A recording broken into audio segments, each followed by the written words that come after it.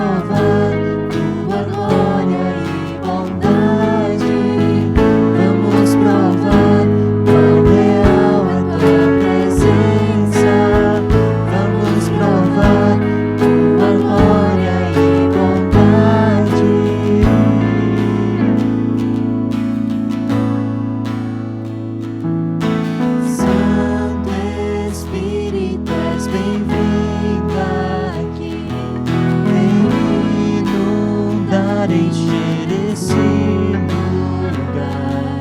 É o desejo do meu coração, sermos inundados por tua glória, Senhor.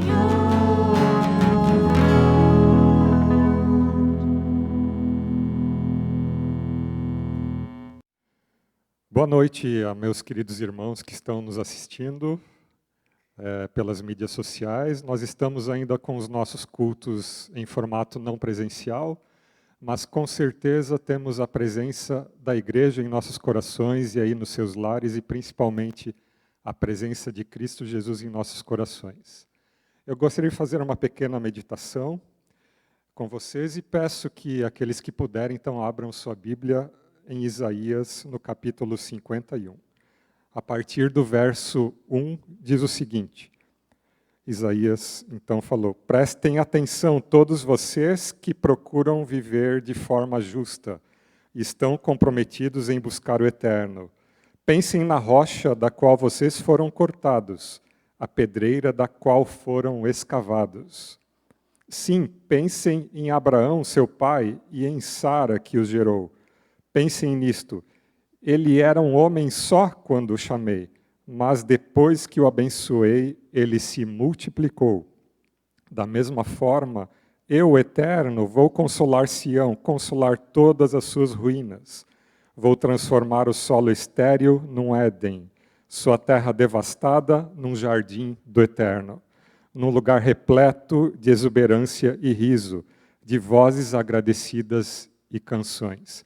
Nesse belo texto do profeta Isaías, nós podemos perceber que nós não estamos sós.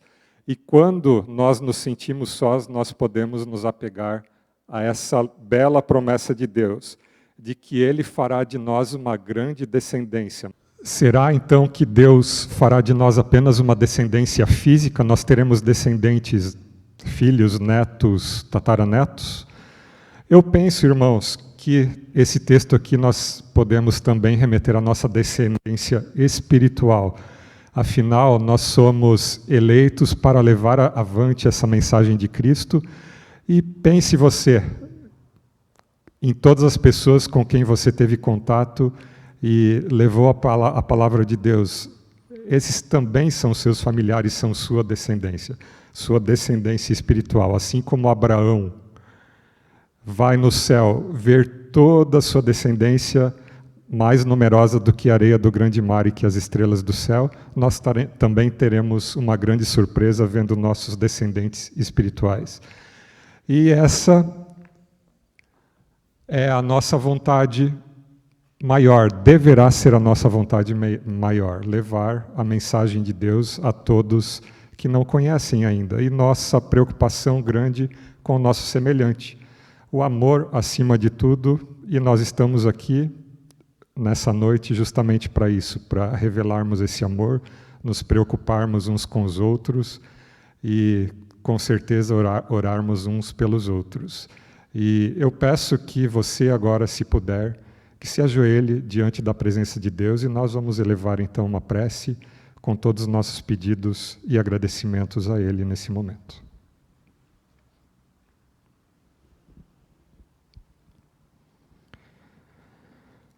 Santo e amável Deus e Pai, nós somos muito gratos a Ti por estarmos em Tua presença nesse momento. Seja aqui na igreja, seja em nossos lares, que o nosso coração esteja voltado a Ti agora e em todos os momentos de nossa vida, Senhor. Obrigado porque temos essa oportunidade de ouvirmos a Tua palavra e orarmos uns pelos outros.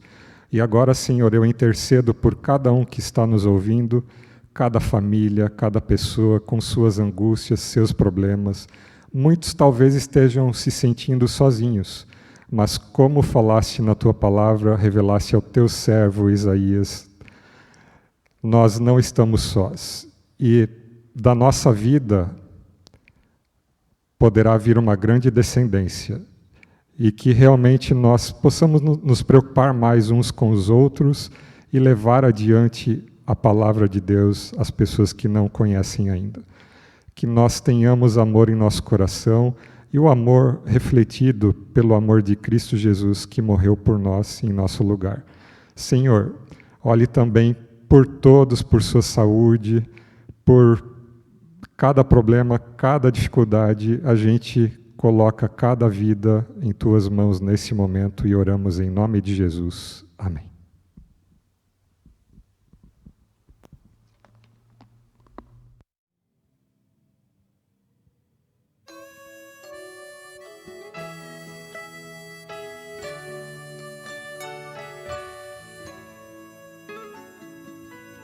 Outro dia sentada na beira da estrada, além do horizonte avistei o infinito. Muito triste era o céu quando o sol o deixava. O oceano de estrelas tornou-se em segundos. Rimei alguns versos pensando na vida, e então viajei com meus olhos fechados. Achei arco-íris no céu todo escuro. Rasguei alguns sonhos por mim enterrados. Encontrei muitos outros no céu colorido. Senti muita paz entre o céu e a terra. Passei a entender que a noite é preciso. Olhando pra dentro de mim percebia somente depois do chorar vem o riso.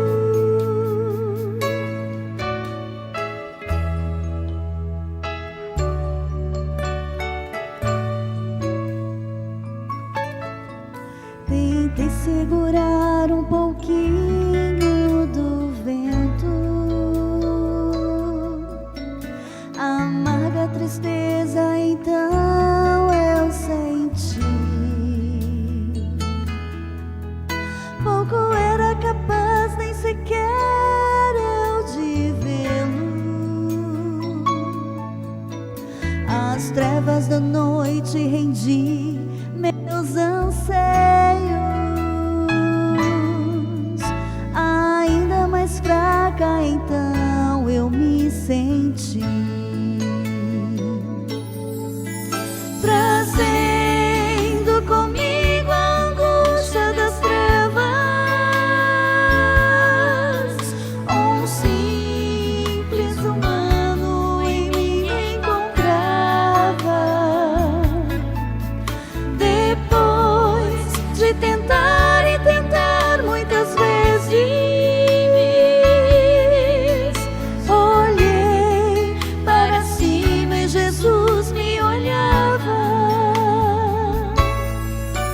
Nasceu novamente o sol do conforto. As trevas não eram eternas pra mim. A noite e o dia não são mais barreiras. Daquele momento em diante eu vivi.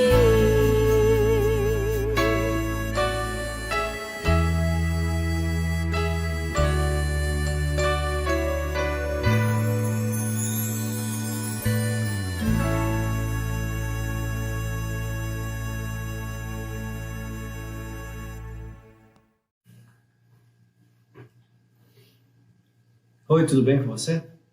Nós estamos começando agora o nosso momento de meditação e louvor ao Senhor. E para a meditação de hoje, gostaria de convidá-lo a procurar na sua Bíblia o livro de 2 Samuel, no capítulo 9. a partir do primeiro versículo. Nós vamos ver uma história intrigante também, mas que a gente pode trazer muitas lições maravilhosas para a vida da gente aqui e entender quem é esse nosso Deus, um Deus poderoso que se importa com cada um de nós. E nós vamos ver como Ele pode resgatar a todos nós, independentemente de aonde a gente entenda que já foi, talvez muito longe, muito distante, ou como pecadores nós somos, nós vamos poder compreender que Deus é esse e como Ele se importa com a gente. Quando nós olhamos no final do primeiro livro de Samuel, no finalzinho a gente vai ver que Saul e Jonatas, que eram os reis, foram mortos. E aí, nos primeiros capítulos do segundo livro de Samuel, nós encontramos a história de Davi, ele assumindo então agora o reinado, primeiro de Judá e depois de Israel. E esse personagem, que a gente vai conversar aqui um pouquinho sobre ele hoje, Mefibosete, a gente encontra uma situação rápida no capítulo 4, no versículo 4, e depois aqui essa história que a gente vai ver aqui. Mefibosete, não sei quantos já ouviram falar, já estudaram, já viram, não é um nome muito bonito que a gente usa hoje, não é mesmo, para dar para alguns filhos. Eu nunca vi nenhum Mefibosete, a não ser esse da Bíblia. Porque hoje a gente também tem olhado muito mais, né, para o significado. Novamente estamos resgatando isso de olhar o significado dos nomes, né? Não só porque é bonito, porque alguém, um artista famoso tem, mas porque a gente olha o significado bíblico. Mas Mefibosete, certeza que você não gostaria de dar para o seu filho, porque Mefibosete, no hebraico lá, significa vergonha. E uma vergonha destruidora. Por que esse nome parece que fecha direitinho com a história de Mefibosete? Mefibosete, ele, olhando aqui, ele era de família real. Ele tinha uma herança ali, porque ele era parente de Jonatas. Ele, na verdade, ele era filho de Jonatas, do outro rei que tinha acabado de morrer, mas que, como sabemos da história, ele era amigo de Davi. E quando nós olhamos, ele era filho de Jonatas, mas por que ele não fora morto também? Por que ele não estava na batalha, como geralmente os outros demais estavam, né, ali lutando?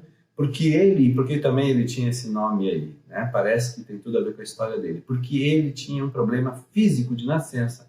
Ele era aleijado, ele tinha um problema para caminhar e que chamava atenção. E naquele tempo chamava muito mais atenção do que hoje, logicamente, porque naquele tempo tinha um estigma que se a pessoa tivesse algum defeito físico, é porque ela ou seus pais eram pecadores. Então, além de sofrer o normal que essa doença, enfim, essa situação já traz para a vida das pessoas, né? Aí ainda ele tinha que carregar esse estigma de ser um pecador ou ser um filho de pecadores e tudo mais. Mas ele era de família real. Estava lá esquecido, há muito tempo já sem esperança de nada de bom acontecer na vida dele. E aí a gente começa a ler a história aqui. Eu quero convidá-lo a partir do versículo 1 para a gente acompanhar e tirar aí breves lições para a nossa meditação. O primeiro versículo aqui do capítulo 9, segundo Samuel, diz assim: disse Davi, resta ainda porventura alguém da casa de Saul, para que use eu de bondade para com ele, por amor de Jonatas? Havia um servo na casa de Saul, cujo nome era Ziba. Chamaram-lhe no que viesse a Davi. Perguntou-lhe o rei, és tu, Ziba? Respondeu, eu mesmo, teu servo. Disse-lhe o rei, não há ainda alguém da casa de Saul, para que eu use da bondade de Deus para com ele? Então Ziba respondeu ao rei, ainda há um filho de Jonatas, aleijado de ambos os pés. Então, nós olhando aqui, a gente para aqui um pouquinho, Davi aqui, ele se lembrou do seu amigo Jonatas, e ele, por amor de Jonatas, perguntou, né, ali para Ziba, se ele não tinha alguém mais ali. E quando nós olhamos para essa história, a gente também pode traçar um paralelo, abrindo já um pequeno parênteses, que Deus nunca se esquece de cada um de nós, Deus se lembra de cada um de nós. E aí Ziba lembrou deste Mefibosete, esse nosso personagem aqui do vergonha destruidora, mas ele lembrou de que forma? Ele nem lembrou do nome, ele não lembrou de muita coisa. Ele lembrou que o quê? Que ele era um aleijado. Aquele estigma ali na cabeça. Talvez muitas pessoas lembrem da gente pelas coisas que não nos deixam muito orgulhosos, né? Também isso na vida acontece com muitos de nós. Mas na verdade Deus lembra da gente por aquilo que nós somos, né? É como alguém que precisa da graça de Deus em todos os momentos. E quando nós olhamos para esse texto, a gente começa a perceber que ele foi lembrado. Então, a primeira coisa que a gente pode ver aqui é que ele foi lembrado pelo rei. O rei Davi se lembrou dele. Era uma coisa muito boa, né? Ser lembrado pelo rei. Nós também somos filhos do rei Jesus. Somos filhos de Deus. E nós podemos ter a certeza que nós somos lembrados por ele também. Muitas vezes eu posso estar falando com alguém que se sente um aleijado, espiritual, fisicamente ou qualquer outro tipo, né, de deficiência. Eu posso estar falando com alguém que se sente assim, mas eu quero dizer para você que Deus nunca nos abandona, que Deus também se lembra da gente em todos os momentos, e a palavra de Deus está cheia de versos que reforçam isso, de que Deus também lembra de cada um de nós, assim como Davi se lembrou deste filho do seu grande amigo Jonatas, né? Então, traçando esse paralelo, a primeira coisa que nós podemos tirar daqui é que, assim como Davi lembrou daquele servo, daquela pessoa ali, o nosso rei também lembra-se de cada um de nós.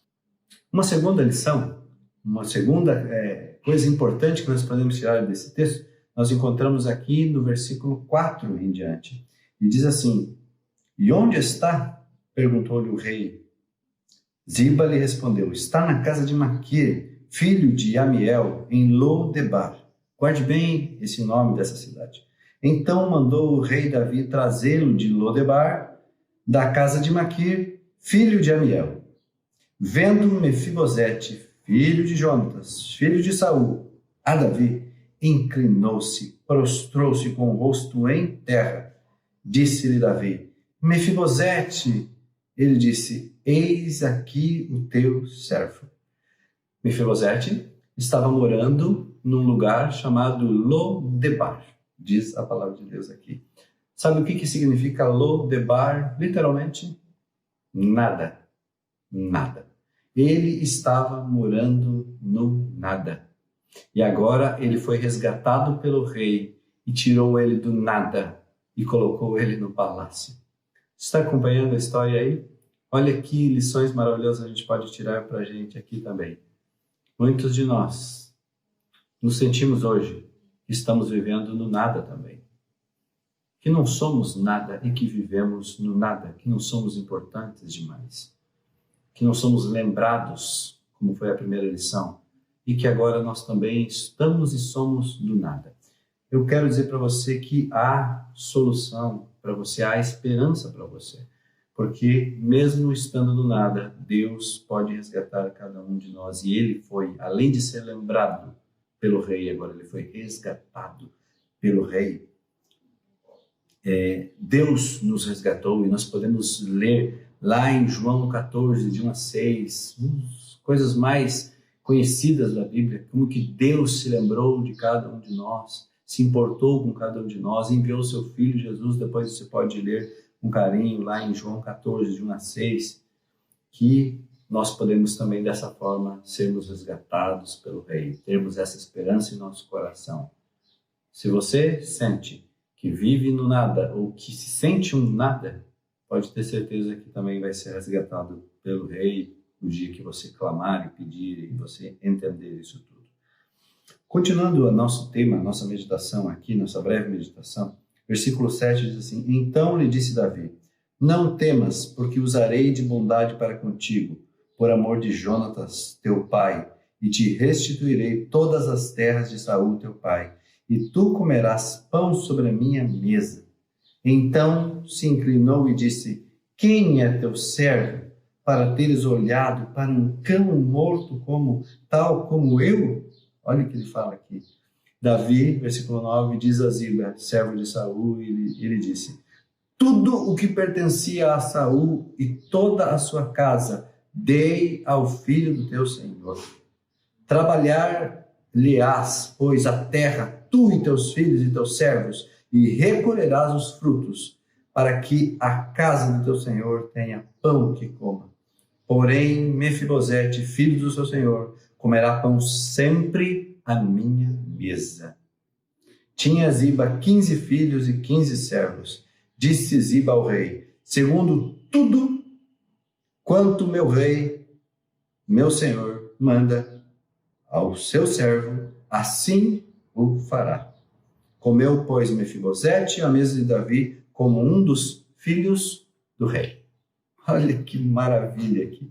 Porque Davi, ele restaurou Mefibosete. Ele lembrou, depois ele resgatou, e agora a terceira parte final dessa nossa meditação diz que ele foi restaurado pelo rei.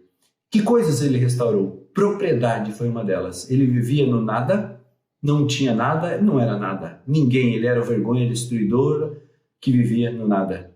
Foi lembrado pelo rei e foi trazido agora para o aconchego ali do palácio. E Davi, deu propriedade para ele. Ele não tinha nada, agora ele passou a ser um morador do palácio, aquele que comia na mesa junto com o rei.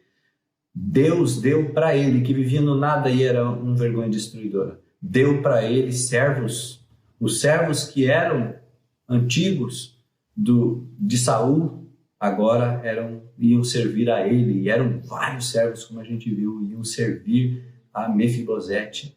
Então, foi restaurado o poder que ele tinha em nome da família. Foi também restaurado a posição. Olha que bênção. Ele morava no nada e era vergonha destruidora. E agora ele se transformou, mais do que morar no palácio e ter servos e ter propriedade, agora ele se transformou num filho do rei, que estava comendo e estava vivendo junto com o rei. Mefibosete sabia que ele não merecia tudo aquilo que estava recebendo. Tanto é que ele, a gente não vê na história bem os detalhes, logicamente, mas ele além da alegria, ele deve ter se sentido bem, sem saber que reação tomar nessa hora.